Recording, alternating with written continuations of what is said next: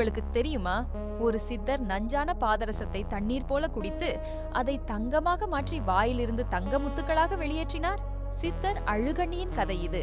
சோழ அரசன் முன்னால் அவர் செய்த அற்புதம் இன்றும் மர்மமாக உள்ளது. 16 ஆண்டுகள் கடும் தவம் செய்தார் அழுகண்ணி. தமிழ் மூலிகைகளால் மருந்து தயாரித்தார். பாதரசத்தின் நஞ்சுக்கு எதிராக உடலை தயார்படுத்தினார். அரசன் முன்னால் ஒரு கிண்ணம் பாதரசத்தை குடித்தார்.